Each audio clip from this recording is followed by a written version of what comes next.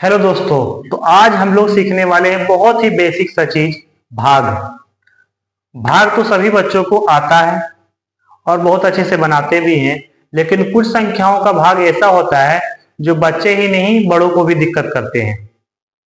आज हम लोग वैसे ही संख्याओं का भाग सीखेंगे बहुत ही आसान तरीके से।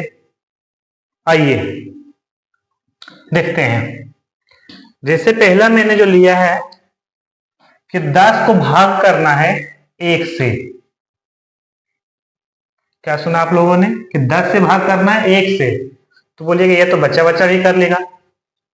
यानी 10 रुपया है, उसमें 1 में बांटना है, तो क्या होगा? तो ये रहा मेरा 10 और 10 को कितना से भाग करना है? 1 से। तो 1 का पारा 10 बार पढ़ेंगे तो 10 आ जाएगा। बड़ा ही बेसिक सा चीज ये, इसमें तो किसी को कोई दिक्कत नहीं होता है, सब बहुत ही आसान कर सकते हैं।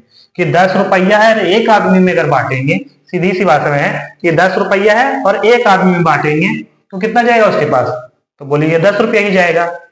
इसको जैसे उल्टा देते हैं, अब 1 रुपया है और 10 आदमी में बांटना है, तो क्या करेंगे? इसमें नहीं फंसेंगे हम, फंसते हैं इसमें हम लोग। तो अगर 1 रुपया है और 10 आदमी में बांटना है तो कैसे बांटेंगे वो समझिए। तो अगर यहाँ पे मेरे पास 1 रुपया है और इसको 10 आदमी में बांटना है, 10 से भाग करना है, तो जब भी भाग देने वाला बड़ा हो और जिसको भाग कर रहे हैं वो छोटा हो, तो हम लोग क्या करेंगे? सबसे पहले 0 देंगे और यहाँ पे पॉइंट लगाएंगे। जैसे ही यहाँ पे पॉइंट लगाएंगे यहाँ पे आ जाएगा 0।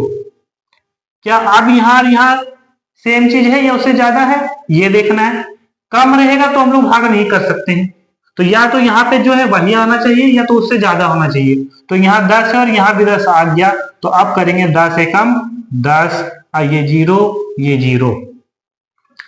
तो 10 को अगर एक आदमी में बांटना है तो उसके पास 10 जाएगा, लेकिन 1 रुपया को अगर 10 आदमी में बांटना है तो उसके पास कितना आएगा? 0.1, और 0.1 का मतलब होता है 10 पैसा।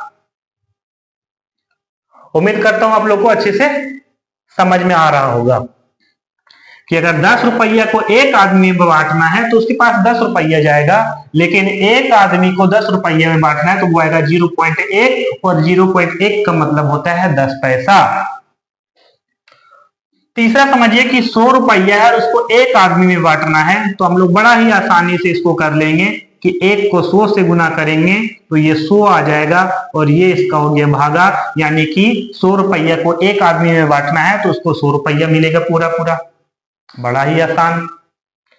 जस्ट इसको उल्टा देते हैं। अब 1 रुपया 100 आदमी में बांटना है तो क्या करेंगे? फिर यहाँ पे फंसाएगा।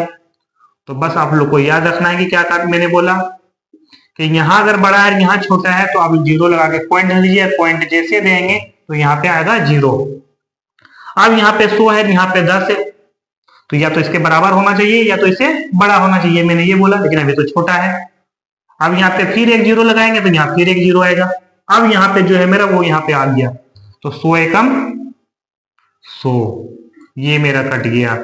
यानी कि अगर 1 रुपया है और 100 आदमी में बांटना है तो उसके पास 0.01 आएगा। इसका मतलब 1 पैसा मिलेगा उसको, कि हम लोग जानते हैं कि 1 रुपया बराबर 100 पैसा, और 100 पैसा को 100 आदमी में जब बांटेंगे तो उसके पास 1 पैसा ही आएगा। ये तो पैसा को लेकर हम लोग बोल रहे हैं इसीलिए, नहीं तो उसके पास 0.01 हिस्सा आएगा।